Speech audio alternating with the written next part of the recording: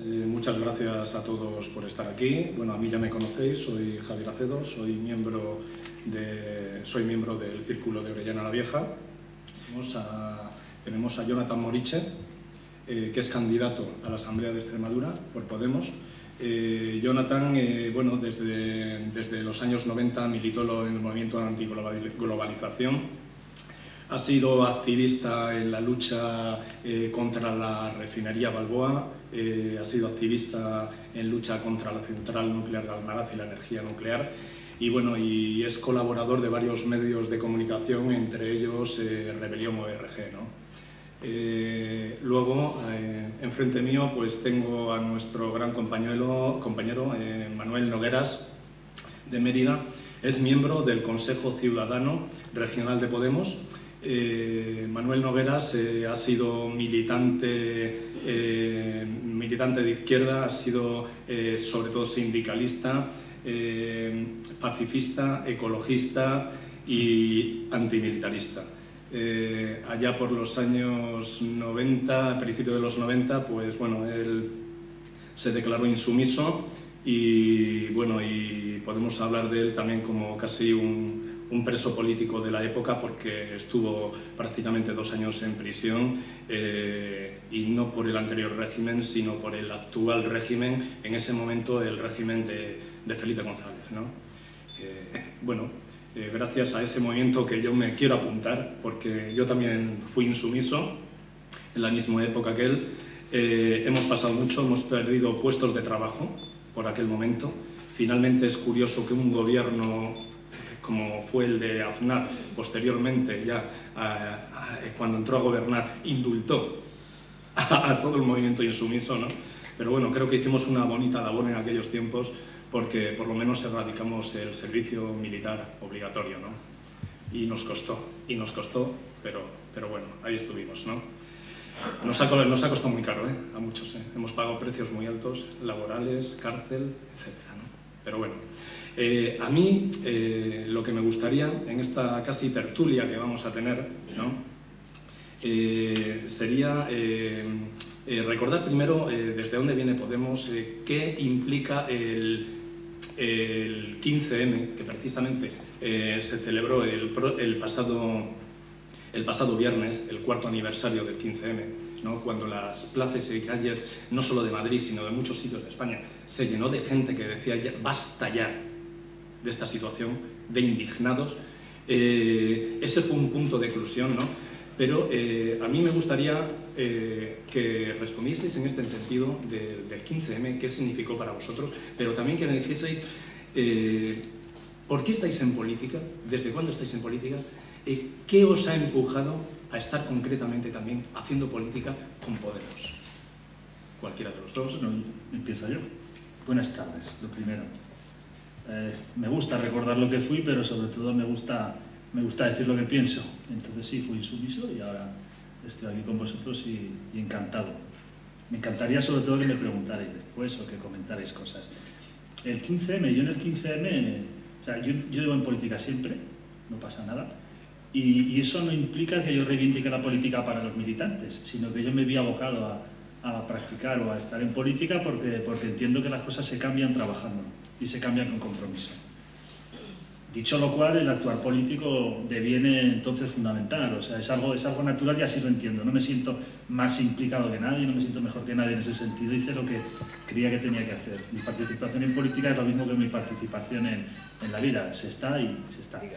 Y el 15M yo hago una interpretación graciosa del asunto. Yo en el 15M lo que fui dócil. Es decir, los patronos decían a la puta calle y yo me fui a la calle, me fui a las plazas.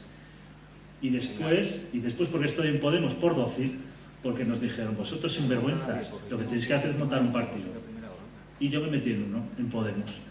Y con esto no quiero decir que Podemos tenga que patrimonializar el 15M, ni muchísimo menos. Porque quien piense eso no está entendiendo nada del 15M. El 15M fue la reivindicación de la calle, la reivindicación de la voluntad de la gente como agentes de su propio futuro, vamos a ver, como protagonistas. Fue muchas cosas. Pero desde luego yo no puedo decir que Podemos viene del 15M. pero igual sin el 15M no se entiende Podemos. O sobre todo, algo más importante que Podemos, sin el 15M no se entiende que en los últimos 4 años hayamos vuelto a hablar de política entendida como el recurso que tenemos para gestionar con nuestra mano nuestro futuro. En ese sentido es importante el 15M. Y he dicho lo que a mí personalmente me supuso, lo digo de broma, lo de que fui dócil. Cuando me decían, a la puta calle, pues a la puta calle que fuimos. Hacer un partido, aquí lo tenéis, que no es la expresión única del 15M, ni muchísimo menos, ¿entendido? Porque ¿sabéis qué pasa? Lo que vino a decir el 15M sobre todo, que hay política más allá de los partidos. Eso es lo que represento también. Eso es curioso. Precisamente se nos estuvo diciendo históricamente, haced política, haced política, haced política. Y el día que, y te lo critican, y el día que haces política van a por ti. Además. Pero eso sigue siendo malo. ¿No? Sí, claro. Jonathan. Buenas tardes a todos y a todas. Lo primero, muchísimas gracias por vuestra participación. Muchísimas gracias al Círculo Podemos de Orellana por ser uno de los mejores Podemos en un terreno que siempre es difícil para Podemos, que es el medio rural, las poblaciones pequeñas. Es un Podemos ejemplar y buena parte de ello se lo debemos a Javi. Yo estoy en política de toda la vida, al menos desde la primera huelga de estudiantes que a mí me toca en bachillerato, creo recordar, no sé si en segundo o en tercero. También es verdad que yo tengo una socialización política previa en casa, por así decirlo, en una casa donde hay una tradición de compromiso a dos personas que aprovecho para de algún modo dar las gracias, que son mis padres, que de una forma siempre muy crítica y muy abierta, pero que me permitieron tener acceso desde muy pronto al análisis político, al interés por la realidad, ¿no? Son maestros los dos, retirados, y son gente que vivió siempre la enseñanza como un compromiso cívico, ¿no? Un compromiso cívico, lo que eran aquellos maestros de la transición que sabían que no solo estaban enseñando a leer y escribir, estaban preparando a generaciones para una España democrática que se habían currado muy duramente. Y de aquello para acá, que de eso hace ahora la pila de años, pues he estado en muchas cosas, porque eran cosas que pasaban delante nuestro y en las que yo he entendido que había que estar. Es verdad que eran cosas más pequeñas o más discretas hasta que llegó ese momento de finales de los 90, primeros de los 2000, cuando aparece todo ese movimiento antiglobalización, aquella contracumbre de Génova, aquella protesta contra lo que era una mundialización económica visiblemente injusta. Yo vuestra lucha de insumisión la pillé muy al final, ya en los últimos gestos de solidaridad y demás. Y de ahí al 15M. El 15M yo creo que representa la eclosión de un hastío sociológico y cultural, aunque todavía no político, que se va acumulando durante muchísimos años. El 15M empiezan muchas cosas, pero la lucha del 15M te pones a seguir la raíz de la planta y esa raíz nos lleva, por ejemplo, a aquella tarde histórica del 13 de marzo de 2004, si no me equivoco, aquella tarde del queremos la verdad antes de votar, las concentraciones ante la sede del Partido Popular de la calle Génova por las mentiras infames del Ejecutivo de Aznar sobre los atentados que había habido terribles en Madrid unas horas antes. Los atentados islamistas, tú. Que no eran de ETA, como decía Cebes, no eran de montañas lejanas, aquellas historias que se inventó el señor Aznar para eludir su responsabilidad por habernos metido en una guerra terrible. Las bombas de Bagdad estallan en Madrid, decían aquella tarde, ¿no? La famosa foto de las Azores. La foto de las Azores. Bueno, pues en el 15M, aunque es verdad que parece, visto desde fuera, que ha pasado aquí, ha explotado algo, esto es nuevo, bueno, pero había unas raíces de desobediencia, había unas raíces de hartazgo.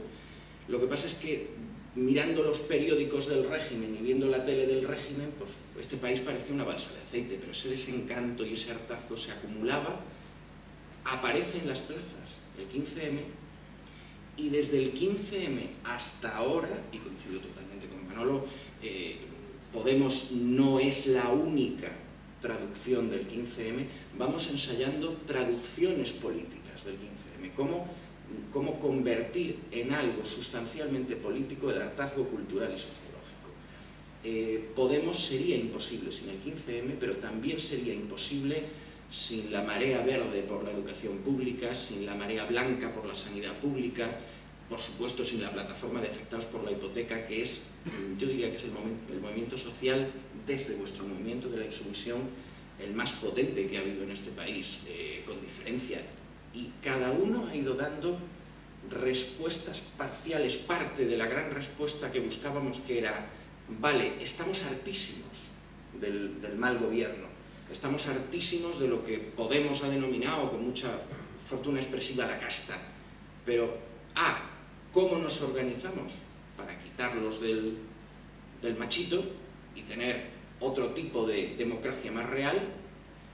Y segundo, ¿con qué programa político, con qué programa de gobierno planteamos la alternativa? Podemos no es la estación de llegada, Podemos es otro punto de partida, hay que seguir construyendo, y Podemos tiene poco más de 1 año y medio de vida o una cosa así. Posiblemente dentro de 6 meses Podemos se parezca poco a lo que tenemos ahora, y dentro de 2 años se parecerá poco a lo que sea dentro de 6 meses. Y eso será una señal estupenda de que no somos lo mismo que partidos que han sido lo mismo durante 30 años, porque el Partido Popular de hoy se parece enormemente a la Alianza Popular de Manuel Fraga, es casi lo mismo. De hecho, si vemos la contabilidad, hay una continuidad perfecta. Ojalá Podemos vaya cambiando mucho y vaya aprendiendo, y vaya mutando, y vaya creciendo, y vaya abriéndose a cosas nuevas, vaya cambiando su programa. Y el programa de Podemos es muy bueno, pero seguramente dentro de 1 año no valga, porque habrá nuevas realidades. Si Podemos no evoluciona cada día, no será el proyecto que queremos. Podemos tiene que ser un lector voraz, un escuchador voraz de todo lo que pasa en la realidad. Estamos en el camino, y el camino precisamente es para andarlo. Caminar preguntando, decían los hermanos zapatistas. Mandar obedeciendo. Efectivamente. Creo que se entendería, Muy bien. Vamos a entrar en temas un tanto nacionales. Vamos a hablar sobre transparencia, democracia, corrupción y, como no, detrás está el régimen del 78. El régimen del 78 lo que nos demuestra es que todo, tras la muerte del dictador, parece emanar no de una victoria popular, que no lo fue, y lo tenemos que decir así, francamente, sino del entendimiento de unas fuerzas políticas con los herederos del régimen franquista. Y eso es conjugado en una constitución que es la que tenemos ahora mismo, es lo que ahora mismo estamos disfrutando, por un lado, y sufriendo, por otro, ¿no? Entonces, yo quisiera preguntaros hasta qué punto nuestra democracia representa entonces una democracia real. ¿Qué es una democracia real? No preguntas poco. Nuestra democracia ahora mismo es lo que tenemos, y nuestra democracia es fruto, nuestra democracia representativa parlamentaria es fruto claro de una cultura, que es la cultura de la transición, donde durante décadas prácticamente se han estado sucediendo 2 partidos, PSOE-PP, PP-PSOE, que en lo fundamental siempre han defendido hipótesis similares. Esto ha sido así en lo económico, que es lo que importa, básicamente. Ya sabéis, nos desplazamos sobre los estómagos, no sobre las piernas. Pues esto ha sido incontestable. Reformas laborales, restricción de derechos fundamentales de los trabajadores. Entonces, la cultura de la transición se sustentaba sobre patas sencillas: bipartidismo, monarquía, unidad indisoluble del Estado. Eso ha sido así. Y ahora, quizás lo que suceda es que nos encontramos ante un paradigma nuevo, que es un paradigma de cambio de régimen, donde no digo, y hablo ya personalmente, que haya que cuestionar a fondo todas estas instituciones, pero sí que hay que ponerlas todas sobre la mesa. Todo lo que pasa ahora es hijo de lo que sucedió antes, de una manera de entender la política, la democracia, y en este caso la democracia representativa. ¿Dónde está la democracia? Insisto, hablo personalmente porque la pregunta, entiendo, es una pregunta de debate. La democracia está cuando nosotros tenemos todos los mecanismos para cambiar la vida que estamos teniendo. No cuando nos dicen que tenemos los derechos para cambiarlos, para cambiar nuestra vida, sino cuando efectivamente podemos cambiarla. Y los parlamentos son formidables, ¿cómo no? Pero también es formidable que podamos intervenir en la vida política no una vez cada 4 años, sino todos los días. Y no estamos solicitando, no estamos demandando un replanteamiento de lo parlamentario solo. Estamos demandando herramientas eficaces de participación ciudadana y la creación de esas herramientas que se haga también desde la ciudadanía. Esa es la democracia. La democracia básicamente es el gobierno del pueblo, pero gobernarse es gobernarse, no meter un papelito en una urna cada 4 años. Es que esa es la que es un derecho sagrado, por otra parte, ¿eh? Antes lo comentamos, benditos parlamentos, benditos parlamentarios, benditas elecciones, benditos sean, pero con eso solo no vamos a ningún sitio. Yo creo que por ahí va un poco la traza de todo esto, y enlazando con lo anterior, yo creo que... Pero es cultura democrática también, ¿no?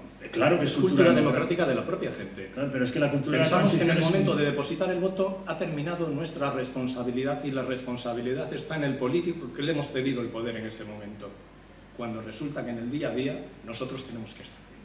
Es que nuestra responsabilidad empieza casi siempre al día siguiente. Casi siempre empieza al día siguiente de ejercer el voto. Es cuando tiene que empezar en serio, cuando tenemos que saber exigir aquello que nos han prometido.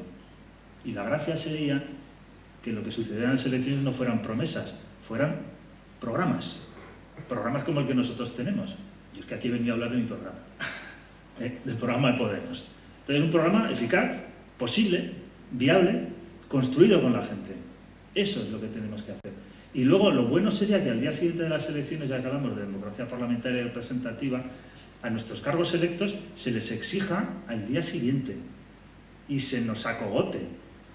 Yo no, porque no soy parlamentario, o sea, no soy candidato, pero se nos acogote, se nos persiga, se nos diga: habéis prometido esto, queremos que lo hagáis así, queremos que cumpláis, queremos que seáis nuestros representantes, que 2 cosas, nuestros, porque son del pueblo, y representantes, porque de verdad representan. Como ha dicho antes Javier, yo quiero que nos obliguéis a Podemos a mandar obedeciendo a la gente. Eso igual ya es un paradigma nuevo de democracia, igual tenemos que empezar así. ¿Veis que aquí yo no he venido a lanzar soflamas de vótame? No, pues claro que quiero que nos votéis. ¿Qué voy a querer? Si esto es lo que es. Pero sobre todo lo que me produciría tremenda satisfacción no es solo el voto, sino la certeza de que con nosotros y con vosotras y vosotros podemos construir algo de verdad. Recuperar la ilusión. Igual la democracia también es ilusión. Igual sobre todo es ilusión. Y volviendo al principio, para hacer un poco esférico el planteamiento, y sobre todo, insisto, democracia no es que nos digan que tenemos derechos, democracia es que podamos ejercerlos. Esa y no otra es la democracia. Correcto. Javi sabe que a mí me encanta hablar de historia, porque además a mí eso de pedir el voto me parece terrible. Yo creo que lo que hay que hacer es informar, y si los argumentos son buenos y los datos son buenos, el voto viene solo. Cuando en Podemos y en más sitios, además de Podemos, en todo ese espacio amplio que desde Gramsci y ahora otra gente se llama el partido orgánico, el partido de toda la gente decente, hablamos del régimen del 78, hablamos de una democracia administrada, hablamos de una democracia hipotecada, no son eslóganes. Hay datos históricos que lo refrendan. Hay una revista de la oposición antifranquista en el exilio en París, Ruedo Ibérico, los de más edad la recordaréis, que a finales de los 60 publicó un informe maravilloso que se llamaba Las 100 familias españolas. Las 100 familias que controlaban, que administraban, que poseían este país. Esas 100 familias siguen administrando y poseyendo este país. Uno se coge el árbol genealógico y están ahí. Son los nietos, son los demás apellidos que podemos ver no ya desde el franquismo, sino desde mucho antes. Esas familias que se van reproduciendo incesantemente y que pasan de la propiedad agraria a la propiedad industrial, que además tienen eso que ahora llamamos puertas giratorias. Eso es viejísimo. Todos los caciques, agrocaciques de este país del siglo XIX estaban en las diputaciones o en Madrid, en alguna historia del mismo tipo. Y me gusta hablar de historia, y me gusta hablar de historia de Extremadura. El canal del Zújar, el canal del Guadiana, los construyeron con mucho sudor y en algunos casos con mucha sangre presos republicanos, presos políticos republicanos. Algunas de las empresas que utilizaron mano de obra esclava de presos republicanos para hacer estos canales, hoy con otro nombre son empresas del IBEX 35. Porque el régimen del 78 se ha sabido suceder a sí mismo bajo diferentes pellejos, como las serpientes, van cambiando la piel. A mí no me gusta ser me gusta ser muy crítico con quien hizo mal la transición, con los canallas que decía, no me acuerdo ahora mismo el novelista, el de Crematorio, Chirves, hablaba de los canallas de ambos bandos, los que rápidamente se avinieron a ciertos acuerdos muy lucrativos. Pero también hubo en la transición un sacrificio gigantesco por parte de mucha gente. Por supuesto hay que empezar hablando de los, no recuerdo la cifra, 150, 200 personas que murieron en este país por la violencia policial, parapolicial, bandas de extrema derecha. Bueno, nos acordamos de los compañeros asesinados en Atocha, pero fueron muchísimos más que los abogados de Atocha. Además, muchos terriblemente echados al olvido, ¿no? Personas que murieron en manifestaciones en pequeños pueblos por un balazo de la policía o la Guardia Civil en una manifestación por el derecho al agua, a tener agua corriente. Eso pasaba en Andalucía, pasaba en Extremadura, afortunadamente no, aunque sí hubo también mucha violencia en algunas demandas, ¿no? Todo lo bueno que tenemos en esta democracia no fue una graciosa concesión de la familia Borbón ni de aquellos señores que un día se acostaron siendo ministros del franquismo y amanecieron siendo ministros de la democracia. Algunos auténticos, lo voy a decir, allá que bellas, el señor Martín Villa. El señor Martín Villa fue el último ministro de Gobernación de Franco y fue el primer ministro de Interior de la, comillas, democracia. Y hay mucha sangre en las manos de Martín Villa. Y hemos dado carta blanca de político democrático a gente que había firmado penas de muerte a personas durante el franquismo.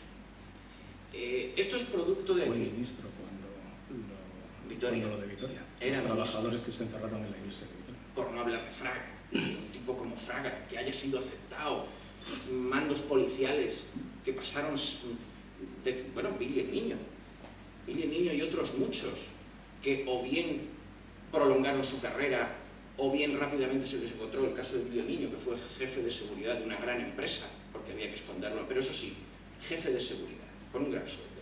Eso es el régimen del 78.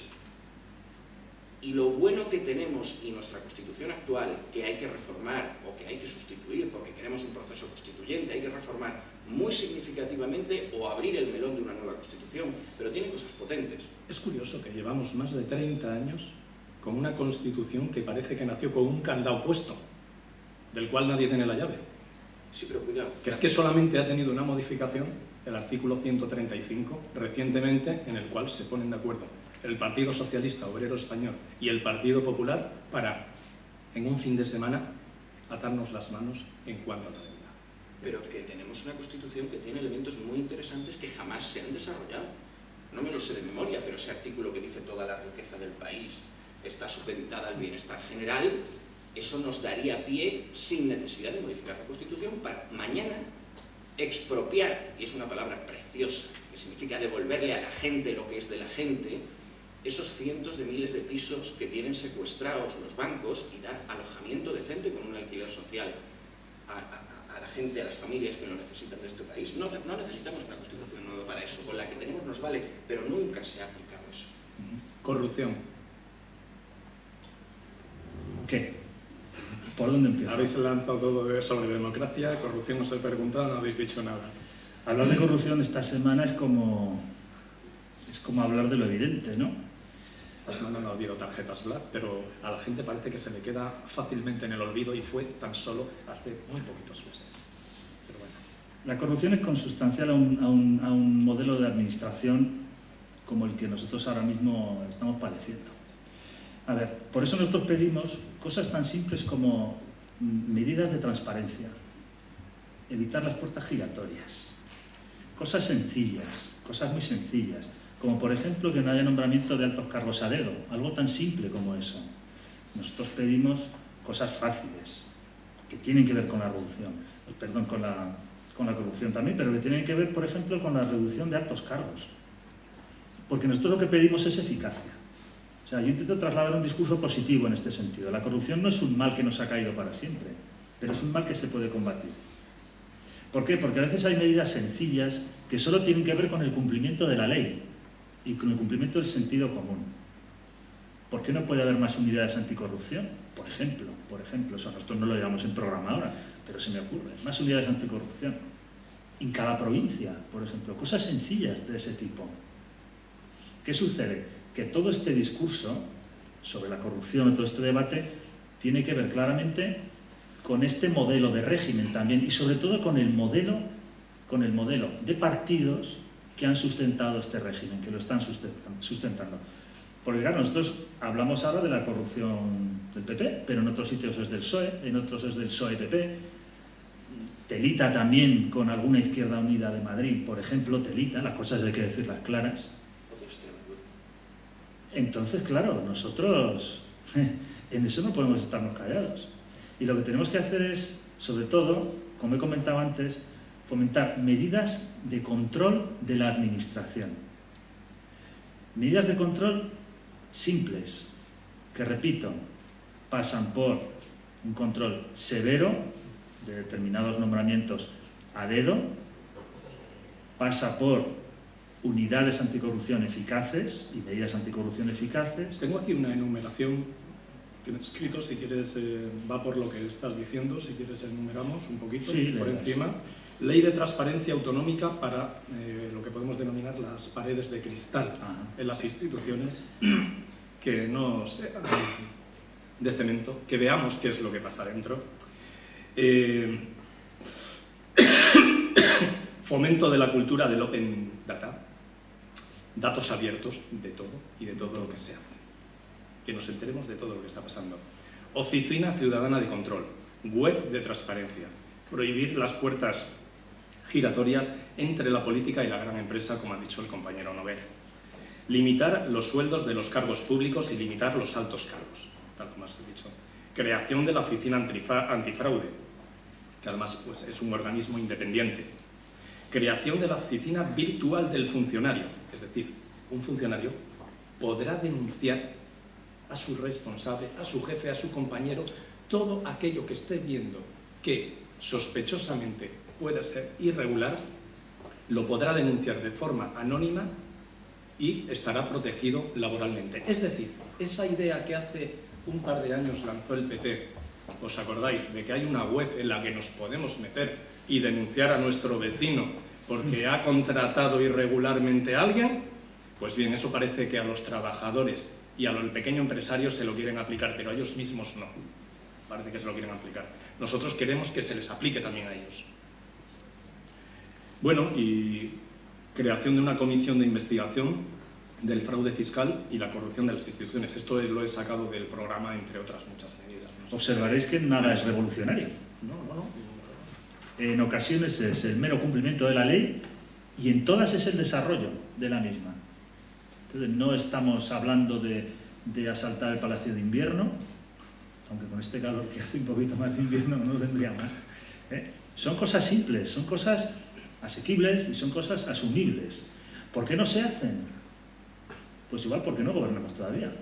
Yo siempre voy en tono optimista. Yo prefiero, no me gusta hablar de corrupción porque parece que está uno reforzando el discurso este de la manzana podrida. No, es que este no salió rano, este no salió malo, pero todos los demás estamos limpios de polvo y paja.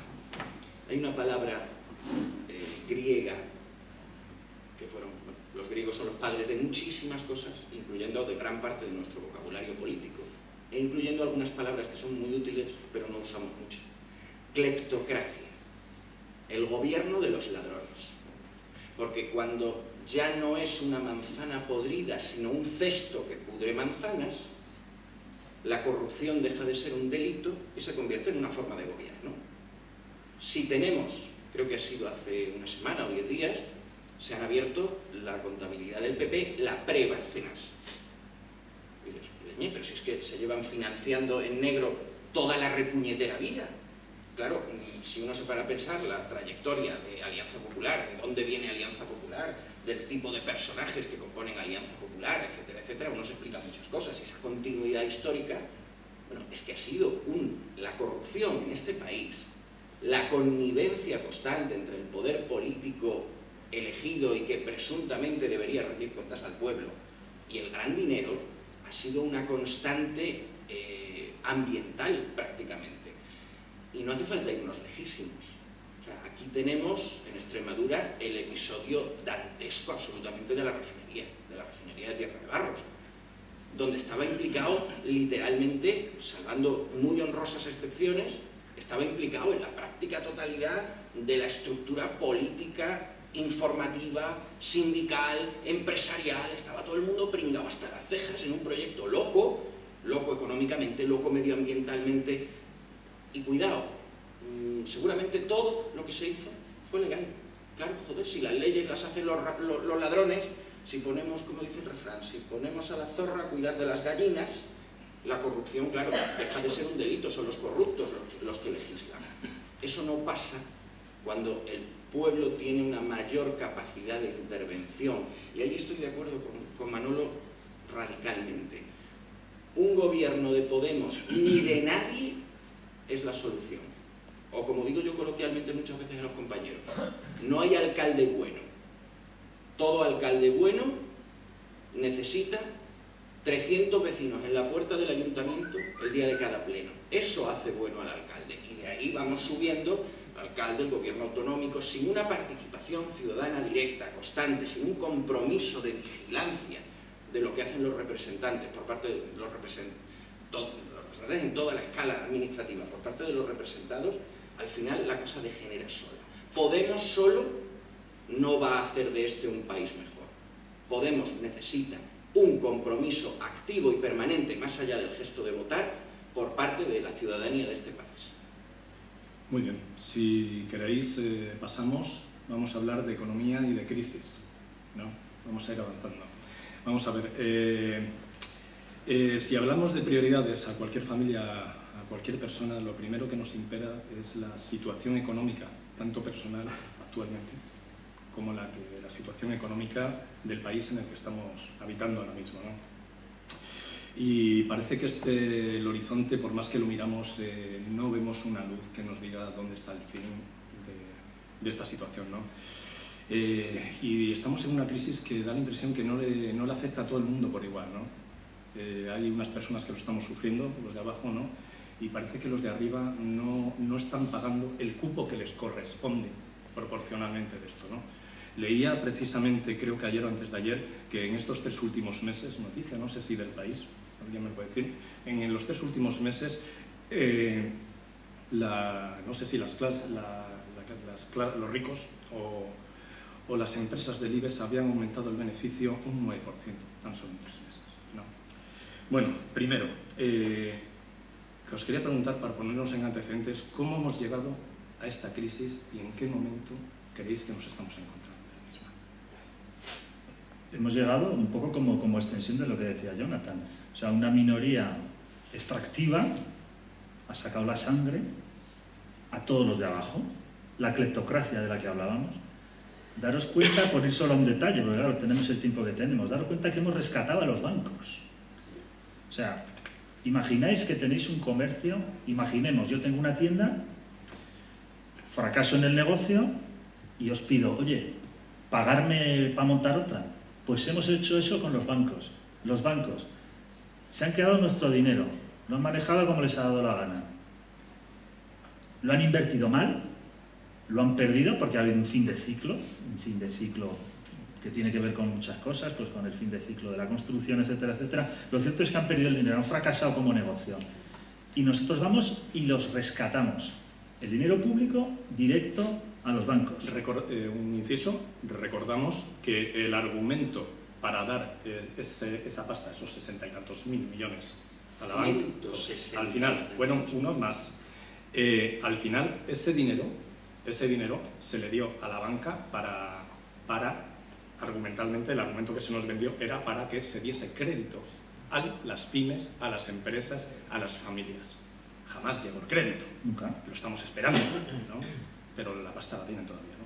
Claro, entonces, ¿qué hablamos? ¿Hablamos de crisis? Nosotros decimos que no. Lo que hablamos es de una estafa. Esto no es crisis, esto es una estafa. Nosotros, cuando nos dicen, habéis vivido por encima de vuestras posibilidades. No, vosotros habéis robado por encima de nuestras posibilidades y nos habéis arruinado. Estamos en ese punto. Y ahora dicen que la economía mejora. Vamos a ver, mejoran algunos indicadores a cambio de una, por ejemplo, el de creación de empleo, a cambio de una creación de empleo de bajísima calidad. De bajísima calidad. Si hace 5 años nos dicen que íbamos a estar trabajando por los salarios que se trabaja ahora, nos íbamos a reír.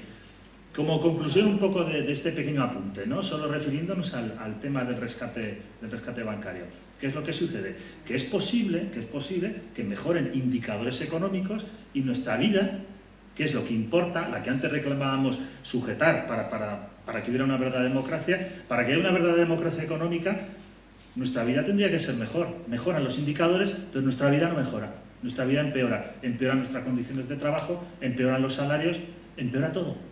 Entonces, es en ese punto donde estamos ahora mismo. Es en ese exacto punto donde nos dicen la economía española va a crecer un 1, no sé qué, un 2, no sé cuántos. ¿Y la nuestra? ¿Nuestra vida en qué está mejorando exactamente? Alguien en su sano juicio puede levantarse y decir, yo noto mejoría los últimos meses, me siento mucho mejor, noto mejoría. Es que no es así. Bromeo sobre el asunto porque es que parece de WhatsApp. Es que parece de WhatsApp el tema. Ahí estamos. A ver, no es indiferente el hecho, nosotros sabemos que hay fines de ciclo y cambios de paradigma, también en la economía. Sabemos que el pleno empleo, como se ha conocido, pues igual no va a volver. Y sabemos que tenemos que reflexionar sobre eso. Pero reflexionar significa hacer cosas nuevas, porque esto es lo que tiran, es de economía del siglo XVIII. Dicen, no, el mercado se autorregula, joder, el mercado se autorregula, pero se autorregula a nuestro pesar. Cuando dicen, no, economía del mercado, libertad, no te preocupes, joder, no se la aplicaron a los bancos cuando se arruinaron, los rescatamos entre todos. ¿Qué sucede entonces? Que nosotros tenemos alternativas simples, volvemos otra vez, volvemos a no querer incendiar un país. Alternativas sencillas, venga, 2. Fin de la austeridad fiscal. Porque un Estado que se endeuda, la deuda pública es buena. Es que esto también tendríamos que hablarlo con tiempo. Esto de, los recortes, es que los recortes no estimulan una economía. Una economía la estimula un Estado que invierte. Cuando dicen, si esto es la cuenta de la vieja, yo no me puedo gastar más de lo que tengo. ¿Pero qué me estás contando? Si hace 4 años me decías, endeúdate para prosperar. ¿Qué sucede entonces? Que nosotros estamos en contra de la austeridad fiscal. Estamos a favor de que el Estado se endeude, participe en la economía y genere bienestar. Porque si genera bienestar, genera democracia y genera libertad. Y luego otra medida nada incendiaria, un sistema tributario progresivo, donde los que más tienen pagan más y los que menos pagan menos, y los que no tienen nada no pagan nada. Es algo simple, pero es que es de cajón, El sistema impositivo, el sistema tributario español es de risa, es absolutamente de risa. Y como toca hoy lo que toca, pues no vamos a hablar de la SICAP, donde tributan 1%, es que es increíble que multinacionales tributen en nuestro país proporcionalmente igual 10, 15, 20 veces menos en proporción que un trabajador. Y eso es así. Entonces nosotros proponemos medidas sencillas, muy fáciles. Repito, 2, fin de la austeridad fiscal y un sistema tributario progresivo, donde los ricos pagan más, los pobres pagan menos. Es decir, se paga en función de los ingresos. Yo creo que con esto no voy a ir a la Audiencia Nacional, por decir esto, ¿no? Es sencillito. Veis que nuestro discurso, puede parecer moderado, pero es que lo que nosotros queremos es que se cumpla la ley. Y si no se cumple, y si no nos vale, hacer otras leyes mejores. Pero en este caso, con esto, la cosa por lo menos funcionaría. Te acabas de cargar las preguntas que tenía preparadas, pero bueno. Y eso que no nos lo hemos preparado juntos. Menuda encerrona. Tengo tan poquito que añadir a lo que ha dicho Manolo. Sí voy a añadir una cosa, que es algo que dice mucho el camarada Varoufakis, ese maravilloso ministro de Economía y Finanzas que tienen los compañeros de Syriza en Grecia, que en su etapa anterior de economista y escritor sobre economía insistía siempre en una cosa: la economía, la ciencia económica que hoy se enseña en las facultades, esos señores que salen ahí en la tele diciendo que son economistas, que son expertos. Él decía Varoufakis, que lo que hace esa gente, los economistas neoliberales, es superstición amparada en ecuaciones. Esa gente no tiene ni puñetera idea de economía. Lo que tienen es una ideología absorbida con un fervor de talibán, de que la intervención del Estado en la economía es devastadora, introduce ineficiencia, introduce corrupción, etcétera, etcétera, y que todo debe ser privado, de que todo lo privado funciona mejor. Claro, cuando todo es privado hay gente que se muere en la puerta de un puñetero hospital porque no lo puede pagar, cosa que aquí todavía nos suena un poco a ciencia ficción, pero que en Estados Unidos, por ejemplo, es el pan nuestro de cada día. Pero ellos consideran que ese modelo es estupendo, porque de fondo el neoliberalismo es una ideología profundamente, en el peor sentido de la palabra, darwinista. El que no tiene éxito en el mundo de los negocios, en las reglas del capitalismo salvaje, es un inútil y que se muera. Para esta gente, digamos que hay un proceso de selección natural, y el que está parado es un inútil y un vago. ¿Y cómo le vamos a dar? Hace bien poquito estábamos escuchando a la gentuza de no sé si era de FEDEA o de alguna de estos instrumentos de la patronal, diciendo que es que en España había un exceso de prestaciones al desempleo que desincentivaba la búsqueda de trabajo. No.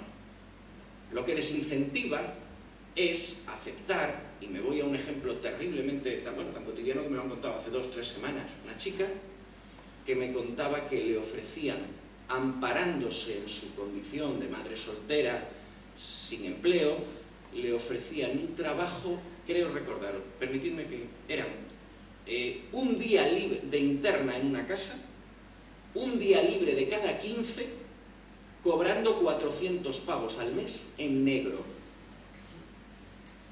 Ese es el modelo económico que nos ofrecen los economistas neoliberales, la gran patronal española, etcétera, etcétera. No voy a entrar a la cuestión del gran ciclo económico, pero sí apenas una puntada al respecto. Es verdad que hay una crisis, es verdad que hay una crisis, lo que los clásicos denominan una crisis de sobreproducción a escala global. La maquinaria, el motor de la economía mundial está jorobado. Pero ¿por qué aquí nos ha caído tan terriblemente mal? ¿Por qué ha tenido un impacto tan sobredimensionado en España, que es el país, junto con Grecia y algún Portugal? ¿Por qué es donde más duro ha caído? Porque teníamos una estructura productiva demente completamente, basada en el ladrillo, y donde hay una estructura económica basada en el ladrillo, detrás hay una estructura política corrupta de recalificaciones, de sobres, de comisiones, de... Joder, la decía la gente, creo que era de, no sé, era Greenpeace o ecologistas, hemos encementado este país de pisos, de carreteras inútiles, de aeropuertos inútiles, de trenes de alta velocidad, que no sirven para absolutamente nada más que para cobrar la comisión, la mordida, que dicen allí en Latinoamérica, las sucesivas mordidas de todos los tíos que iban aprobando los planes, que iban votando, y todo eso con dinero público. Claro, llevábamos 20 y tantos años así, desde que en este país empezó a liberalizar el sector financiero, el sector de la construcción, se empezó a recalificar masivamente. Claro, cuando nos han dado el guantazo, es que estábamos caminando ya no sobre una pata, estábamos de puntillas. Cualquier guantazo nos tumbaba. Y en este sentido sí hay que ser revolucionario, porque los parches hoy son para salvar la situación, y hoy hacen falta parches porque tenemos que mantener en pie nuestros hospitales públicos, nuestras escuelas públicas, nuestras universidades, nuestros servicios, pero el modelo económico tiene que cambiar. Absolutamente. No podemos volver. La solución, es un absurdo, la solución a la crisis que arranca en 2007 no puede ser volver al 95 para que 11 o 12 años después volvamos al 2007. O sea, no podemos reabrir el ciclo especulativo del ladrillo. El otro día, creo, no sé si era La Razón o el ABC, tenía en la portada que decía: en España la construcción se reactiva. ¡Qué desastre! Porque en 10 años estamos condenando a la generación siguiente a vivir lo que estamos viviendo nosotros ahora. Y en ese sentido, y es una de las cosas que a mí más me gusta del programa que estamos defendiendo en Podemos, estamos hablando de economía verde y de empleo verde, estamos hablando de economía social del conocimiento, estamos hablando de la economía de los cuidados, estamos hablando de economía productiva, no especulativa, y de economía que tiene como objeto el bienestar y no el beneficio. Y esto no va a ser una cosa que hagamos en 4 años, porque está el país lo suficientemente jodido como para que ahora venga el momento de los parches y de sostener el barco. Pero a largo plazo este país tiene que asumir una reforma productiva de todo el sistema económico para no condenar a las próximas generaciones a vivir lo que estamos viviendo. Correcto. Precisamente lo que has estado comentando de la situación que nos ha llevado aquí, un país que no tiene una estructura industrial creada, que la tenía, tampoco era, pero la tenía. Y recordamos que en los primeros momentos de la etapa del Partido Socialista de Felipe González estamos en la reconversión industrial, el desmantelamiento de los principales astilleros navales y fundiciones del Estado español. Ahí se hace una oferta, para entrar a la Unión Europea se hace una oferta, un condicionante que se nos impone y se acepta, y significa la desindustrialización de lo que es prácticamente España, ¿no? Y luego no se apostó por crear otra industria, ¿no? Otra industria más moderna, más innovadora, simplemente pues campo y luego pelotazo de ladrillo, ¿no? Es que se genera un modelo económico dependiente donde España se deshace de su tejido industrial más potente a cambio de la entrada en la Unión Europea, es una exigencia. Desechos de ese tejido industrial potente, pasamos a depender de una política de subvenciones, de clientelismo, y ahí vamos llegando ya a otras partes de lo que queríamos hablar, porque hay determinadas comunidades de este país justamente son las más dañadas. Fijaros, en décadas no ha sido capaz ningún gobierno en Extremadura de crear un tejido productivo de verdad. Es que han tenido décadas, ¿eh? No han tenido 1 año, 2, 3, 4, 5, han tenido décadas para hacerlo. Y miles de millones de euros que vienen de Bruselas, que se han desperdiciado en auténticas patochadas, que se han ido perdiendo por el camino, y hoy los mayores, creo que además por aquí hay alguien que tuvo algo que ver con ello. Aquí hubo un libro que es maravilloso, que se llamó Extremadura saqueada, años 78, 79, seguido por otro que se llamaba El modelo extremeño, y marcaba una agenda de prioridades que hoy, 2015, sigue siendo válida porque no han hecho nada. Pedían algo tan sencillo como la elaboración, el procesamiento, el envasamiento y la comercialización de los productos del campo extremeño deben hacerse en Extremadura, porque si no, los tramos, lo que en economía se llama tramos de mayor valor añadido, se van. Esto es la historia que todos conocemos de los guarros extremeños que se convierten en jamones de Guijuelo. Claro, donde pone el sello, o el arroz extremeño que se convierte en arroz de Valencia. Bueno, pues los tramos de mayor valor, donde hay más beneficio, se quedan en Guijuelo o en Valencia, no aquí. Y en el 77, 78, 79, una de las luchas más importantes que se desarrollan en Extremadura es por reivindicar que aquí se elabore el producto agrario. Y han pasado una pila de años y han entrado una cantidad increíble de millones provenientes de los fondos de cohesión, tanto a nivel europeo como a nivel estatal, y estamos como estábamos. Seguimos viendo salir de Extremadura los camiones por ejemplo, del tomate procesado en barriles. Joder, yo no quiero ver salir el tomate en barriles de Extremadura, lo quiero ver en su lata, con su etiqueta. ¿Para qué? La envasadora esté en Extremadura y de empleo. Para que quien ha diseñado la etiqueta esté en Extremadura y genere empleo. Eso es lo que tenemos que potenciar, ¿no? Esa es la prioridad número 1 para la economía extremeña, pero lo es desde el 79. Y en cuanto al modelo productivo, viene a cuento un poco, y aquí a nivel local, aunque nosotros no nos presentamos a nivel local, pero el otro día, pues abriendo un programa electoral, me quedo asustado cuando alguien parece que quiere basar la riqueza y el crecimiento de este pueblo, de esta localidad, igual que seguramente pasa en más localidades, ojo, en decir, voy a declarar más terrenos urbanizables y voy a construir chalés y voy a construir más casas, ¿no? tenemos el 50% de las viviendas de Orellana vacías. No hay que fomentar mejor. ¿Y por qué le tiene que interesar al señor que viene de fuera hacerse un chalet? ¿Por qué no le puede interesar una vivienda rural interior como la de toda la vida? Es que a lo mejor no la aprecia más. Debidamente rehabilitada, ¿no? Con su trabajo. Es que yo me voy a una vivienda rural por ahí y no me meto en un chalet, me meto en un pueblo, en una casa más de un pueblo. Que me interesa que esté armónicamente con el pueblo y que me guste, pero de ahí a tener el 50% de la vivienda vacía y tener que decir, vamos a recalificar más terrenos, no sé, es volver a la insostenibilidad. Porque un municipio, aquí tenemos personas como Antonio, que ha sido alcalde, sabe muy bien que hay que dar luz, alumbrado público, saneamiento, limpieza de la calle, mantenimiento de acerados, asfalto, etcétera, etcétera. Y todo ese servicio de recogida de basuras hay que dar. Y si hacemos una zona de chalet, pues nos vamos a quedar vivas. Bueno, pero hablando de empleo y de lo que estáis comentando, yo quería tocar ahora el aspecto de medio ambiente, en el cual también vemos aquí un nicho muy importante de empleo, como tú has sugerido antes, ¿no? Entonces, en medio ambiente, ese nicho de empleo lo vemos por dos partes.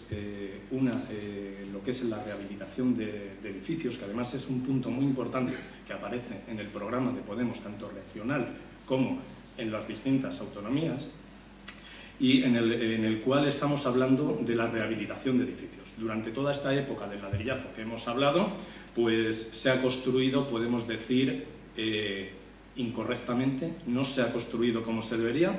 Se construyó bajo un código técnico de la edificación que 7 años más antes ya se demandaba, es decir, cuando todavía no había llegado el boom económico, desde la Unión Europea se estaba exigiendo su modificación, y aquí nos acordamos de modificarlo, que alguien me corrija, pero podemos estar en torno a 3-4 años, es decir, después de alcanzada la crisis, ¿no? Es un código más restrictivo en cuanto pongamos aislamiento térmico y lo que es la eficiencia energética de la construcción, ¿no? Entonces nos hemos quedado en un periodo en el que hemos construido muchísimo, mucho y encima mal, ¿no?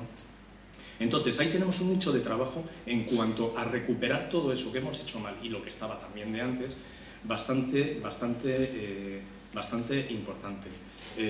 Estamos diciendo que daros cuenta que una vivienda, el 55% del consumo energético total de una vivienda en Extremadura procede de la calefacción y la climatización. Simplemente aplicando aislamientos que sobre todo vienen por el exterior, y por cierto hay un aislamiento exterior que es el realmente efectivo, precisa de modificación de la normativa municipal y también que intervenga la Consejería de Fomento y de Vivienda de la Junta de Extremadura para permitir ocupar una porción de la vía pública en uso, ojo, no en derecho, en uso, ¿no? Para poner ese aislamiento, ¿no? Entonces, ahí ganamos, no solamente gana esa persona que se va a quitar el 55% de consumo energético, gana el que es el propietario, gana el país, la sociedad, vamos a tener más empleo, y gana el Estado, porque va a haber más ingresos vía IRPF y vía lo que estamos hablando también de seguridad social, ¿no? Evidentemente, ¿no? En cuanto a cuotas. Si nos vamos a la parte de fotovoltaica, tejados, aquí parece que somos, no sé si los pardillos de Europa, por decirlo de alguna forma. Tenemos aquí un boom como no ha habido en ningún país en energías renovables. Somos maestros en energías renovables, tenemos aquí una termosolar, y ya en la época de Zapatero, en cuanto a la fotovoltaica, que es la única energía hoy por hoy renovable que directamente podemos aplicar a una vivienda, en el momento de Zapatero resulta que sí, que se puede poner en una vivienda, pero se obstaculiza, se frena, se ponen zancadillas burocráticas que podemos decir que pueden proceder de lo que llamamos puertas giratorias. Todos sabemos quiénes están ahora mismo en las poltronas de esas energéticas en los consejos de administración. Y entonces nos encontramos con que para tú poner tu tejadito solar y vender a la red tu energía, no con fin lucrativo, sino con fin de descargarte lo que es tu tarifa, ¿no? el coste que estás teniendo, ¿no? Y resulta que a lo mejor te tiras pues 18, 24 meses para poderlo hacer efectivo, mientras que en Alemania tan solo en 3 meses lo tenemos hecho, ¿no? Pero se fomenta, en esa época del Partido Socialista de José Luis Rodríguez Zapatero, la implantación de grandes plantas fotovoltaicas para las grandes empresas, que es la energía verde que hemos tenido hasta ahora. Por contra, si cruzamos los Pirineos, resulta que tenemos otra cosa. Sí, han venido grandes plantas también, pero después, y en zonas como Francia. Pero, sobre todo, lo que prima es el tejado fotovoltaico. No puede ser que el país primero que tiene tejado fotovoltaico sea Alemania, que tiene la mitad de radiación solar que nosotros. Eso no puede ser. Aquí, ¿qué podría suponer en una familia el tener un tejado fotovoltaico? No con baterías, sino teniendo lo que llamamos el famoso balance neto, que nos lo están obstaculizando una y otra vez, y llega el PP y nos pone un impuesto al sol encima. ¿Qué implica para una familia? Pues implica algo tan sencillo como que esa persona va a calibrar su instalación para, durante el día que no está en casa, poder el contador girar hacia afuera, y cuando, ojo, el sistema eléctrico español es cuando más demanda tiene, con lo cual haces un favor al sistema eléctrico. Y en el momento que tú llegas por la tarde de recoger a tu hijo de la escuela, que tú vienes de trabajar y empiezas a encender equipos en la vivienda, es cuando demandas. El contador cuenta hacia atrás. El objetivo, tener la cuenta que sea finalmente al cabo del año sea cero. ¿Eso qué puede implicar en una familia? Pues puede implicar tranquilamente de 1.000 a 2.000 euros de ahorro. ¿Qué implica eso? Aparte de lo que he comentado antes, con lo que es el aislamiento de los edificios, pues implica también que vamos a generar más puestos de trabajo con la gente que va a instalar eso. Y el propietario se va a ahorrar el dinero que he comentado, dinero que vamos a utilizar a otros menesteres. Vamos a tener más calidad de vida, vamos a ser más ricos, el Estado va a tener más ingresos. Y no el de siempre, el capital. Yo he hecho esto un poquito porque es una temática que me gusta, no obstante, medio ambiente... Es que ya lo has dicho todo. Desarrollar un poquito si queréis. Tenemos nosotros el medio agrario en Extremadura, que es un medio agrario sostenible. O sea, nosotros no podemos hacer una lectura de medio ambiente, agricultura, producción. Nosotros tenemos que hacer una lectura global de la comunidad autónoma. ¿Cuál es el valor, el mejor valor que tiene, el más poderoso? ¿Podemos convertirlo en una herramienta de desarrollo económico y de crecimiento? Hagámoslo. Entonces, nuestra mirada es en ese sentido, y en ese sentido están las medidas del programa. Es que me gustaría hablar mucho de campo también. Jonathan, energía nuclear. Sí, claro, vamos a ver. Sí, claro, ha dicho, no. Poquito que añadir a lo que has dicho, quizá, a todo lo que has hablado referido a la que es la vivienda privada, añadir que la obra pública en este país ha sido el colmo de la ineficiencia, de la insostenibilidad, y además juntos. Es decir, no hay obra que sea más insostenible medioambientalmente y más inútil socialmente que los trenes de alta velocidad, popularmente conocidos como AVEs, que solamente dan servicio a una muy minoritaria parte de arriba de la pirámide social. Y si no, échate un vistazo a los precios de los billetes de AVE. ¿Cuántos extremeños y extremeñas, región con un 30% de paro, con los peores sueldos de España, las peores pensiones de España, van a poder coger el AVE Mérida-Madrid, van a poder pagarse un AVE Mérida-Madrid?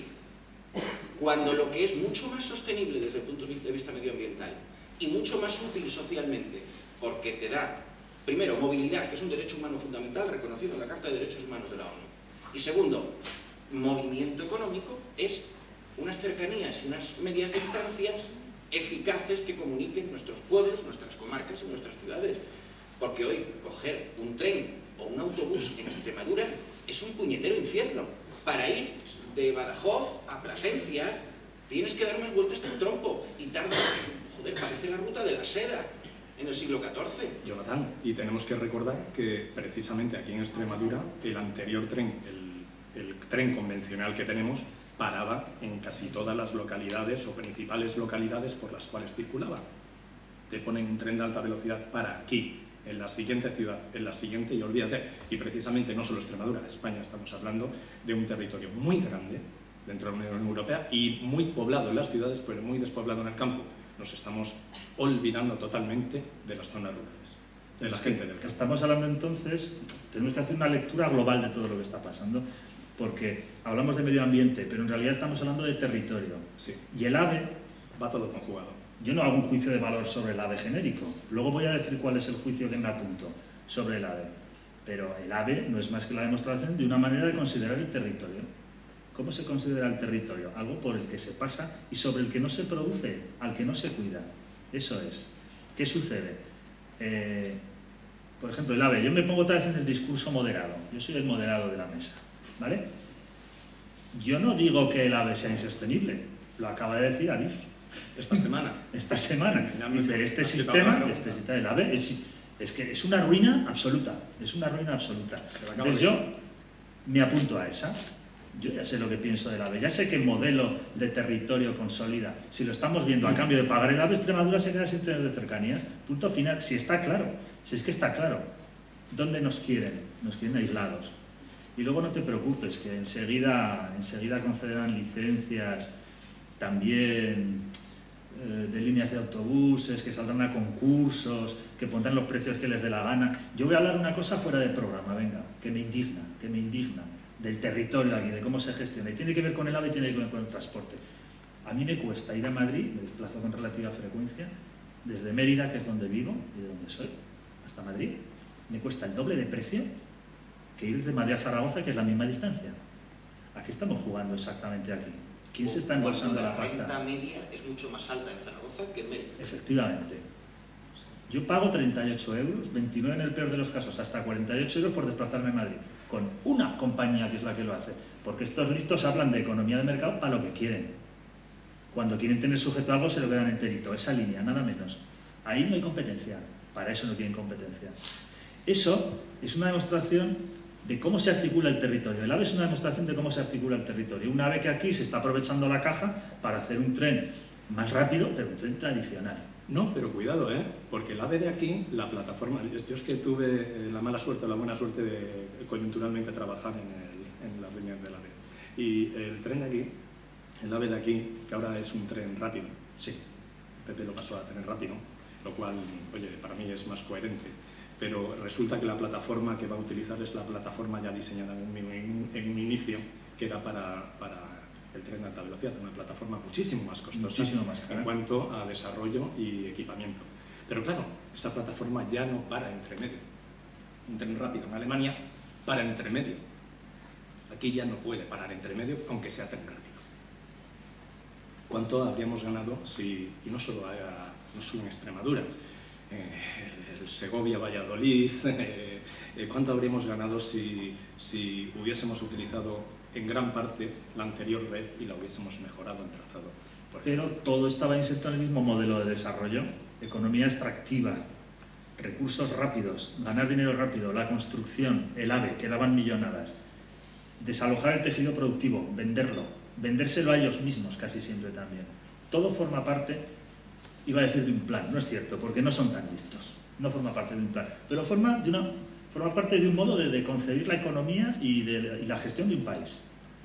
Y cuando gestionas así un país, de esa manera, que es literalmente un robo, ¿qué sucede? Que las regiones más desfavorecidas, y Extremadura es una de ellas, son las que se quedan como se quedan. Todo esto es hijo de una manera de hacer las cosas. Todo esto es hijo de las primeras preguntas que nos hacías, que decías, la cultura de la transición, ¿qué es esto? Esto es la transición también. Esto es la transición. Esta manera de entender el medio ambiente, esta manera de entender el territorio, el transporte, que al final son cosas, el medio ambiente es nuestro medio ambiente, es lo que nosotros respiramos y donde estamos. El transporte es cómo nos desplazamos. Y todo esto tiene que ver, como he dicho antes, con qué tipo de democracia tenemos. Donde las cosas básicas están en manos de unos pocos, mal gestionadas encima, y encima cargándonos a nosotros con la culpa de todo eso, porque hemos vivido por encima de nuestras posibilidades. Todo es un pez que se mueve de fuera. Esa cultura del 78 y esa política del 78 lo que hace es heredar la consideración histórica que ha tenido Extremadura. En Extremadura saqueada, el libro al que me refería antes, se habla con toda claridad de un concepto que sigue siendo válido: colonia intrametropolitana. En lugar de tener la colonia allí, está aquí, en la propia península. Pero la relación que tiene la economía peninsular, Madrid, para entendernos, con Extremadura, es una relación absolutamente colonial. Aquí hay territorio para, primero como granero del país, Segundo, como vertedero del país, porque aquí nos han intentado colar pues desde, creo que fue en los años 60, con la papelera de Mérida, que afortunadamente se paró, incluso en pleno franquismo consiguió pararse, gracias al tejido vecinal. La barbaridad de los eucaliptales, que hay fotos preciosas de jóvenes extremeños arrancando eucaliptos con el 2 caballos, porque el eucalipto, como sabéis, es un árbol de rápido crecimiento, muy rentable para producir papel, pero que se lo come todo y lo mata todo después de varias cosechas. Nos cascaron Almaraz. Perdona, el eucalipto es, no quiero culpar al pobre eucalipto, pero es un paradigma, es un modelo, sí. Es el ejemplo exacto de economía que se quiere. Crecimiento rápido, beneficio rápido, saqueo del territorio. Se acabó lo que se daba. Nada de construir algo sólido y duradero. Y a veces en Extremadura, nuestra tierra, se ven ejemplos de este tipo. Es curioso cómo está llena de ejemplos de este exprimir. No importa lo que pase luego. Exprimir el territorio, exprimir la mano de obra, que vamos a hablar en Extremadura, la tercera provincia, hemos dicho toda la vida, cuántos extremeños, cuántas familias extremeñas, la maleta de cartón, ahora la maleta es con un portátil, es de tela y lleva un portátil, pero toda la puñetera vida fue la maleta de cartón, ahí en los apeaderos de Mala Muerte y en los trenes con banco de madera. Ese ha sido el destino, tú lo has vivido. Y sigo porque entronco con lo que preguntabas, Ruta de la Plata. Y llego a lo que me preguntabas directamente, energía nuclear. Almaraz, y gracias a Dios Valdecaballeros no, porque Extremadura, en una de las movilizaciones, se habla mucho de la marcha de la sal de Gandhi en la India, o se habla mucho de la marcha del 1.000.000 de hombres negros de Martin Luther King en Washington, y se habla muy poquito de la movilización contra la central nuclear de Valdecaballeros. Este pueblo extremeño, paró una central nuclear planificada por el franquismo y consagrada por la, comillas, democracia, y la paramos a base de empeño, concienciación, desobediencia civil cuando hizo falta, pero nos querían colar, no 2, los que soportamos, no los 2 reactores de Almaraz, 4.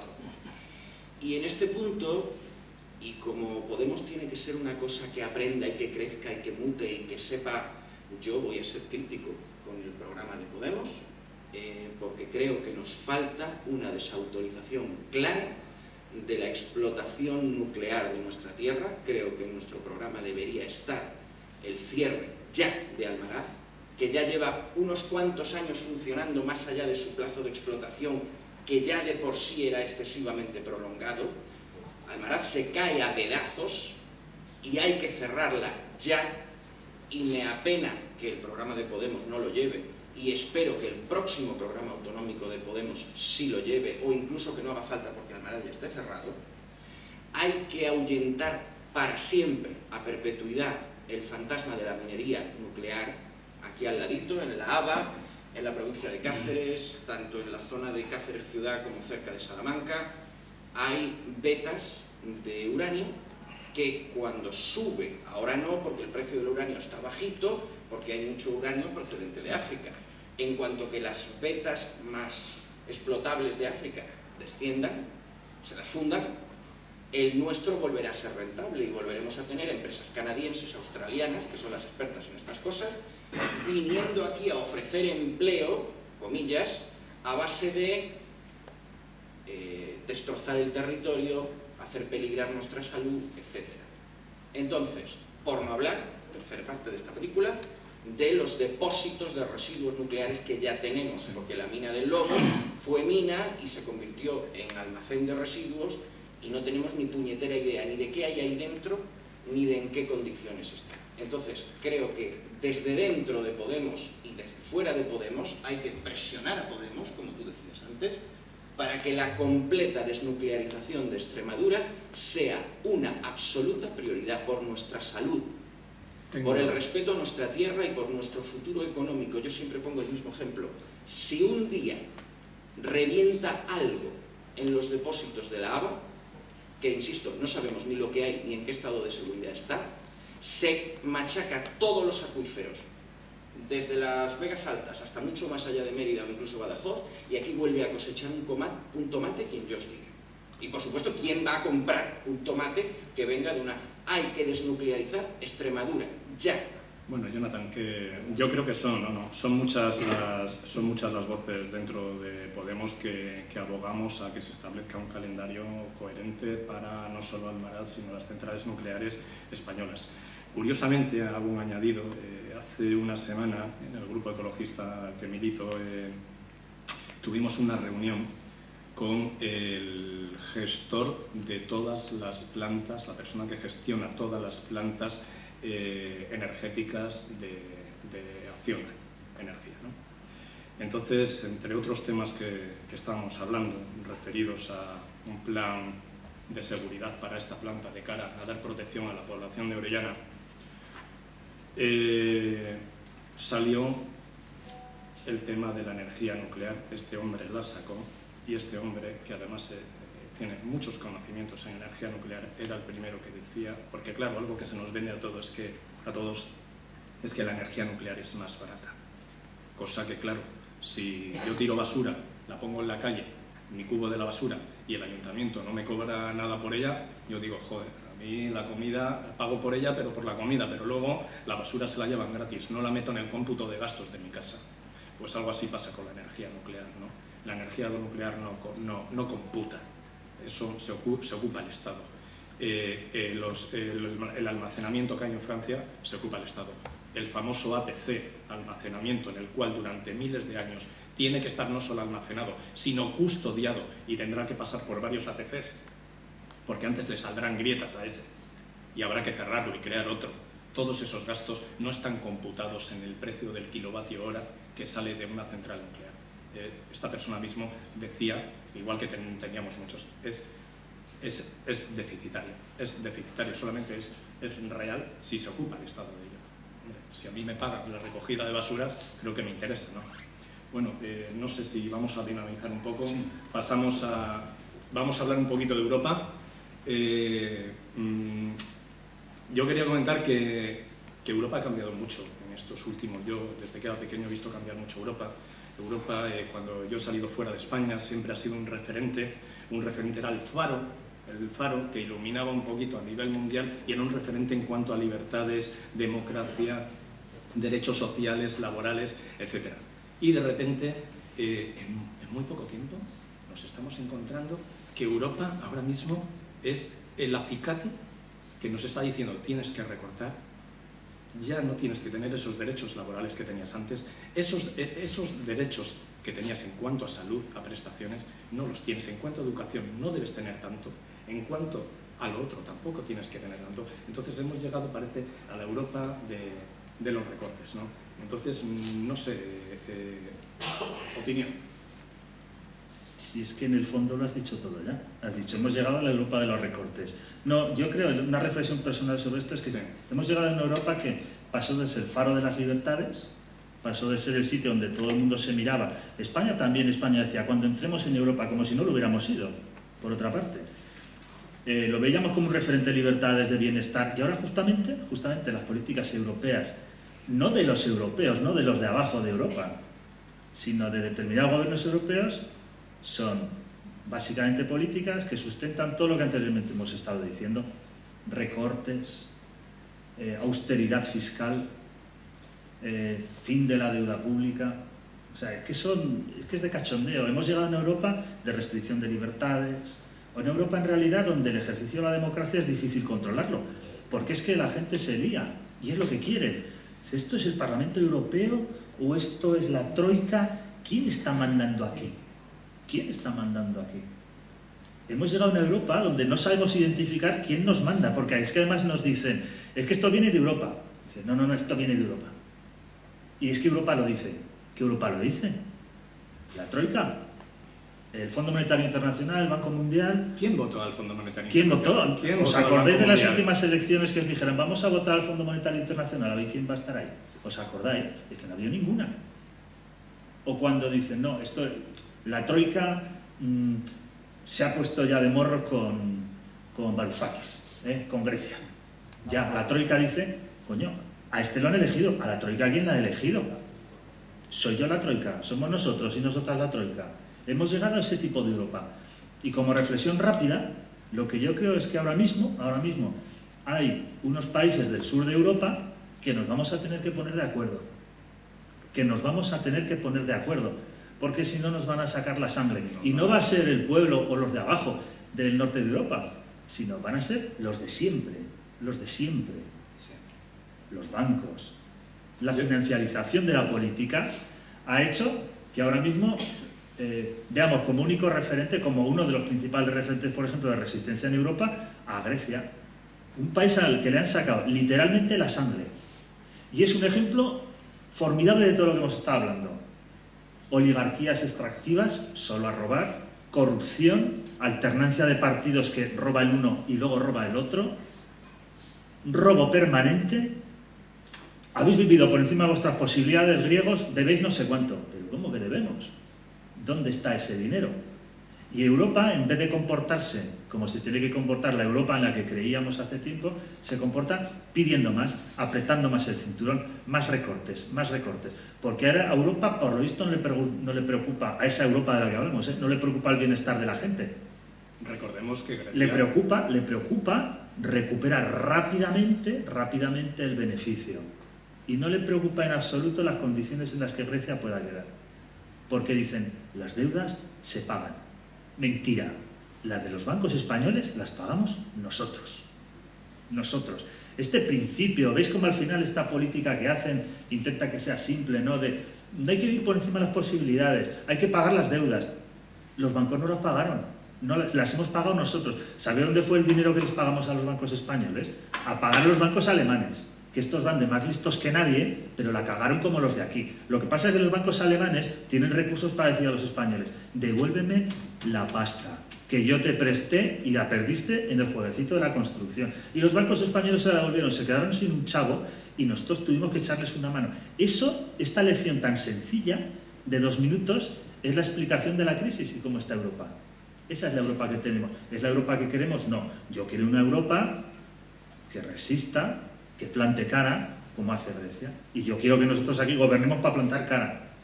No soy tampoco en esto ingenuo.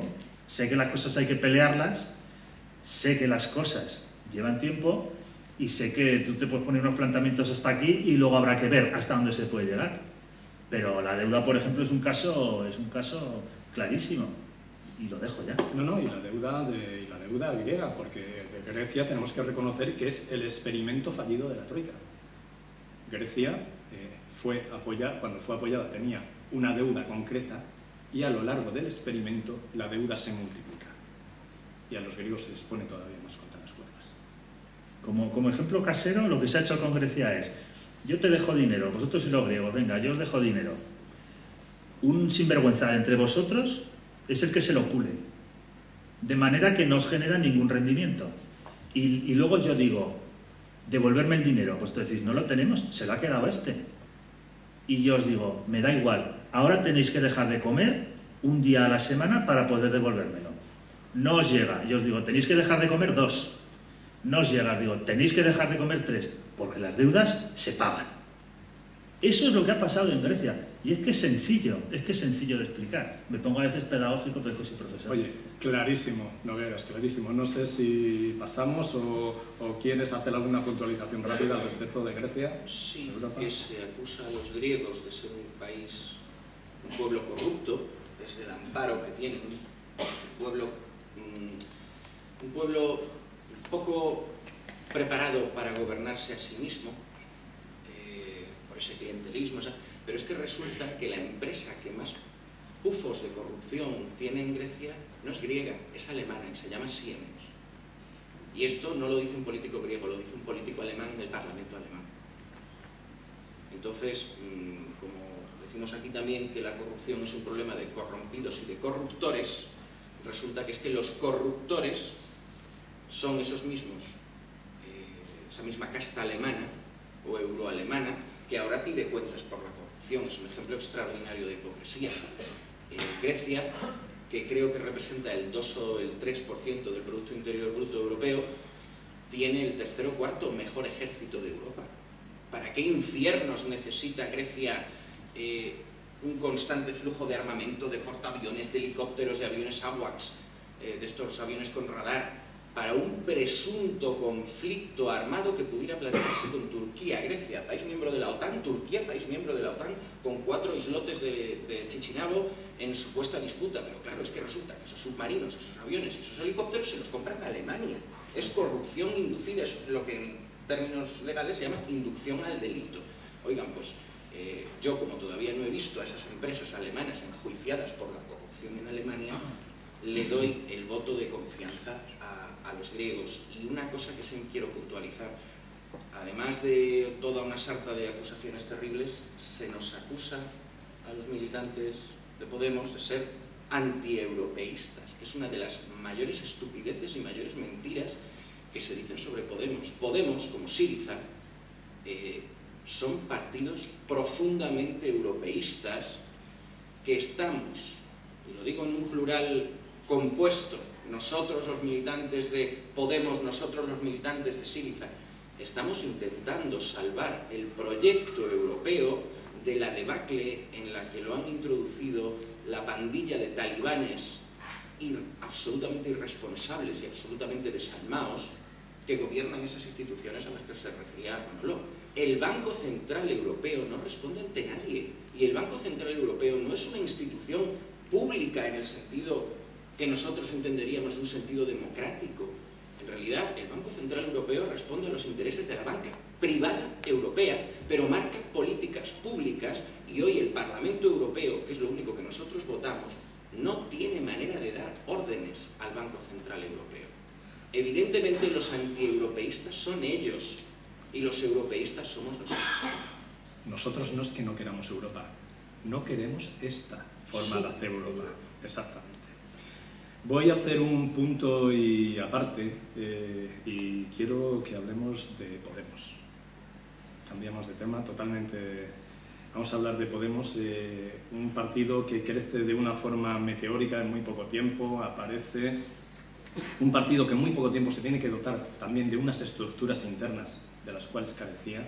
De repente nos estamos enfrentando a unas elecciones, primero fueron las elecciones europeas, ahora estamos en las autonómicas, ¿no? Y bueno, yo quisiera saber por vuestra parte en qué situación se encuentra ahora mismo Podemos, y bueno, y también me gustaría que me comentaseis el tema del monedero, que creo que a la gente se hace muchas cuestiones, los medios sacan muchas cuestiones al respecto, y creo que es un tema interesante también para hablarlo. O sea que, como queráis. Empezando por Monedero, pues Monedero decide dejar la dirección y se va. Ya está. Es una cuestión sencilla. En política las cosas son así, a veces, y en nuestra organización son así. Yo no quiero estar en este nivel de representación y lo dejo. Punto final. Al margen de todas las crónicas rosas que se quieran montar sobre estos procesos. No pasa más. No pasa más. Y sobre Podemos tenemos un año y un poquito. Tenemos un año y un poquito. ¿Qué sucede en ese año y un poquito? Que gente normal, hemos intentado hacer, como decían, cosas extraordinarias, con nuestras virtudes y nuestros defectos. Y ahora nos enfrentamos a nuestro primer ciclo electoral, después de Andalucía, pero Andalucía es un caso especial, a nuestro primer ciclo electoral, que esperamos resolverlo de la mejor manera posible. Nosotros salimos siempre a ganar. Nosotros no hablamos de pactos, hablamos de mano tendida, de lo que sea, pero nosotros salimos a ganar. Y yo lo vivo con muchísima ilusión, el asunto. Y creo que en Podemos todos lo vivimos con tremenda ilusión, lo que está pasando.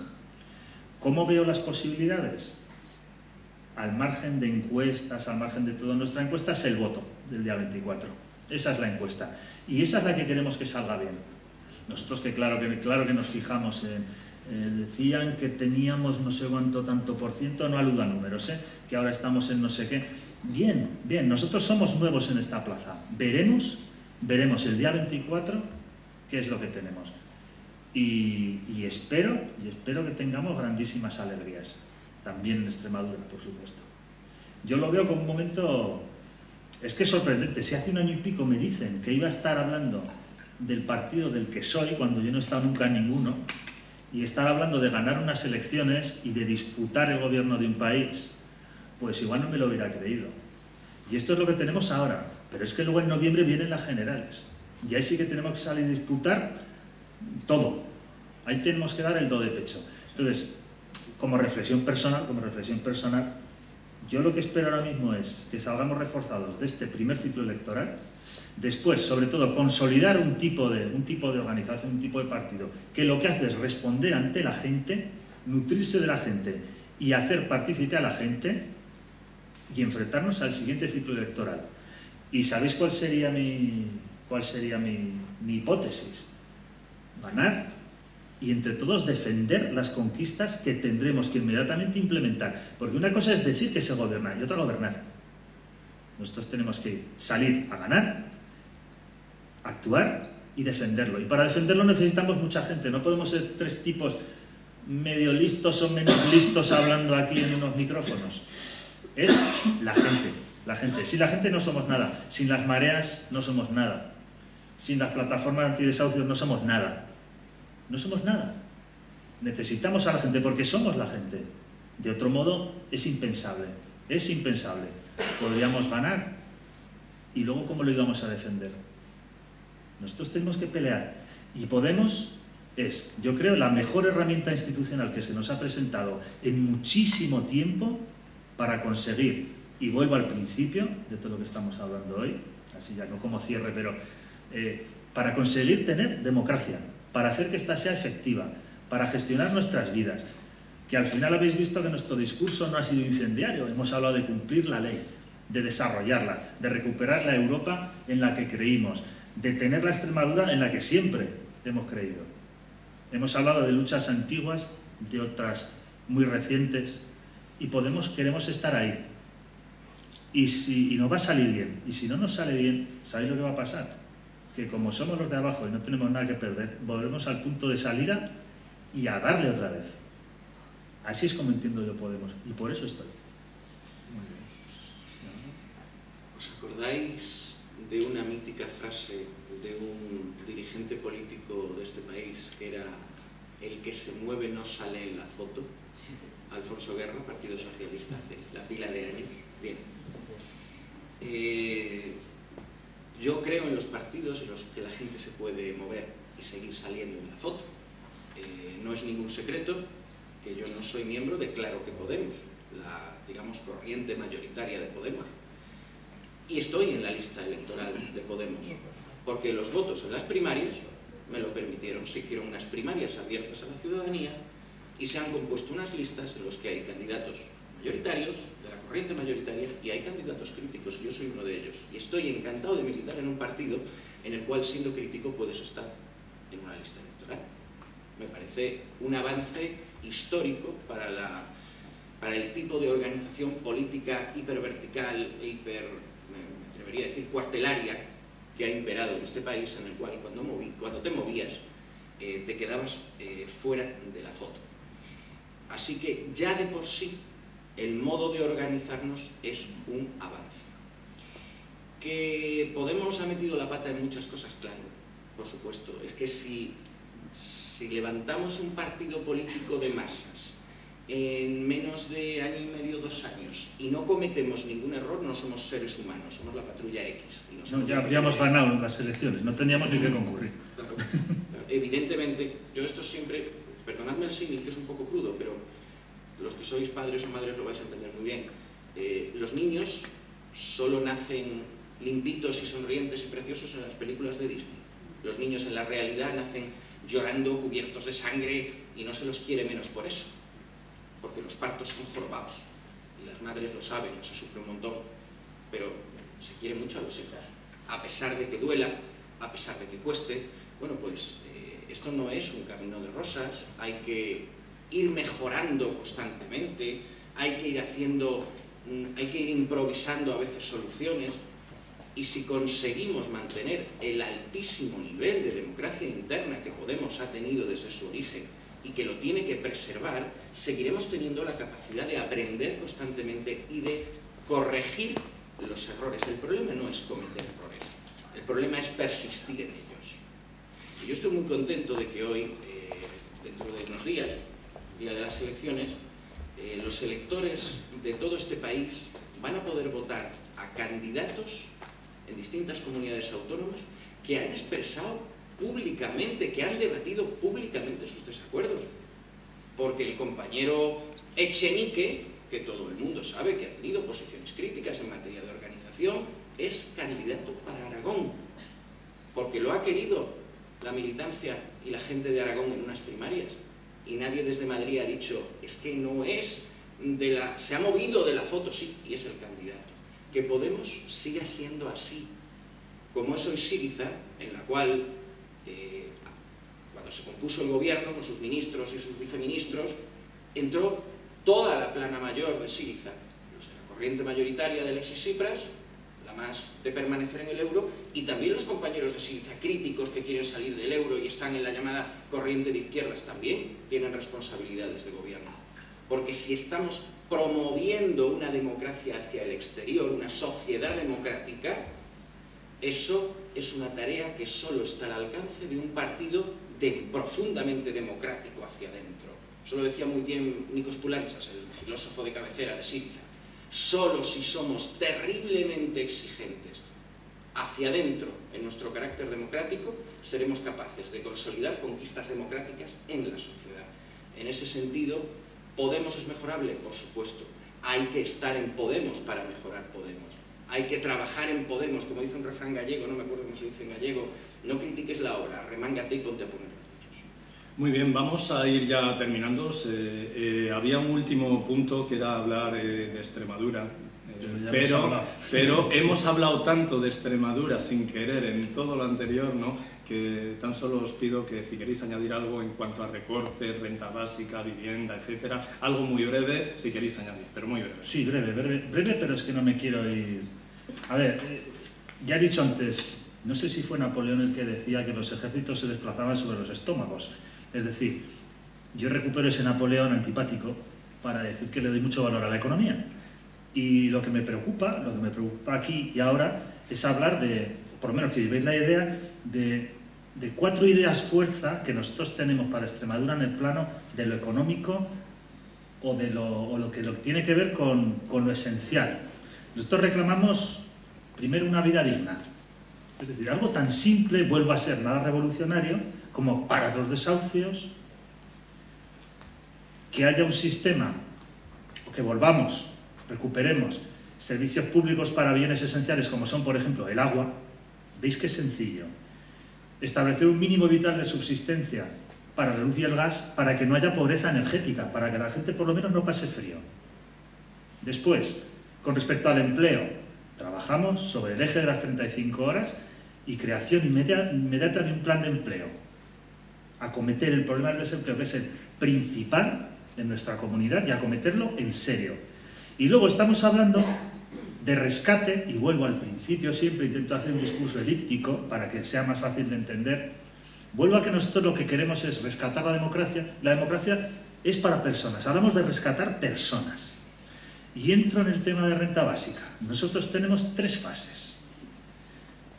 Queremos una renta básica de inserción, sí, una ley de renta básica de inserción, la que tenemos cumplimiento, entonces hablamos de cumplirla, primera fase, mejorarla, segunda fase, y desarrollarla, tercera fase. Cosas tan simples como esas atienden a cuestiones básicas que tienen que ver con el trabajo, que tienen que ver con la vivienda, que tienen que ver con una vida digna. Eso es lo que quería, porque claro, es que irnos sin contar eso del programa, pues me da algo, sencillamente. Y además de que no es una renta básica de exclusión la que queremos, que se interpreta a la persona como está excluida y la tenemos que ayudar. No, es de inserción. De inserción, de inserción. Por mi parte ya me he quedado satisfecho, al lado de renta básica. Una frase que dije casi cuando empezábamos con Podemos Don Benito, que es donde yo he militado hasta ahora. Me pringaré por Podemos tanto como Podemos se pringue por Extremadura. Creo que eso es una buena medida. Hace unos meses daba el compañero Monedero una entrevista al Hoy y me encantó porque hablaba de la renta básica, hablaba de la PAC, de la política agraria común, hablaba del clientelismo, se había preocupado por saber No era como el ministro Trillo cuando fue a visitar a las tropas salvadoreñas y dijo viva Honduras. No, sabía que estaba hablando para los extremeños y se lo curró. Cuando vino, me voy un paso más atrás, cuando vino Íñigo Errejón a la campaña, Íñigo Errejón y Juan Carlos Monedero, a la campaña de las europeas, al mitin de Badajoz, que yo fui el día que decidí que me pringaba por Podemos, porque escuché a Juan Carlos Monedero hacer un recuerdo muy emocionado y muy cañero, como es Juan Carlos, pues sí, cañero, de las víctimas del genocidio franquista de Badajoz del verano del 36. Y cuando escuché a Íñigo Errejón referirse, cuando dijo, no recuerdo las palabras exactas, pero dijo algo así como: a veces cuando venimos a dar mítines, casi que nos gustaría no dar el mítin y escuchar, porque a Extremadura hemos venido a aprender del pueblo que paró Valdecaballeros y del pueblo que reclama una renta básica digna. Yo ese día cuando escuché eso dije, joder, esta gente se va a pringar por Extremadura, yo me voy a pringar por este proyecto. Hay que mantener una tensión fuerte desde Podemos en Extremadura para que tengamos una voz ahí arriba en Madrid, ahí arriba en Europa, para que dejemos de ser una colonia. Hace poquito estuvimos con Miguel Urbán, 2-3 días antes de que jurara el acta de eurodiputado, porque Tere bajaba para Andalucía a hacerse cargo de su campaña electoral y luego de su escaño. Estuvo en Don Benito haciendo un acto, le reunimos con gente del mundo agrario, con un economista muy potente de la Universidad de Extremadura, y mostró un enorme interés por nuestra estructura económica, y se llevó el compromiso de defender Extremadura en Bruselas. Y además nos enteramos de que sus abuelos son de Casar de Cáceres, creo recordar, y se llevó los deberes muy bien aprendiditos de defender una política agraria común justa para Extremadura. Pero tenemos que apretar también constantemente para que los compañeros que están en las grandes responsabilidades de Podemos, en Madrid, Bruselas, tengan siempre pendiente nuestra tierra. Y a eso lo tenemos que hacer desde dentro, lógicamente, dentro de la organización, y creo que también hay una manera muy buena de conseguirlo, que es meter muchísimas papeletas de Podemos en las urnas el 24 de mayo, allá donde haya candidaturas municipales, y sobre todo en la Asamblea de Extremadura. Y yo, para terminar, os voy a plantear un reto. Nos voy a plantear un reto. Desde que se extinguió aquella vieja UCD, creo recordar que no ha habido en el Congreso de los Diputados en Madrid ningún diputado extremeño que no fuera del Partido Popular o del Partido Socialista. A ver si en noviembre metemos un diputado o diputada extremeño o extremeña de Podemos en el Congreso de los Diputados. Muy bien, pues... Bueno, y antes de noviembre, el 24 de mayo, no me falléis. Por favor. Pues nada, quiero agradecer mucho a los dos compañeros, a Jonathan Moriche y a Manuel Nogueras, que hayan compartido todo este tiempo con nosotros, y sobre todo a vosotros, a la gente de Orellana, por haber aguantado hasta esta hora. Entiendo que os tiene que haber gustado porque habernos soportado todo este tiempo os tiene que haber costado. Que muchísimas gracias por haber estado aquí y nada, y adelante, venga.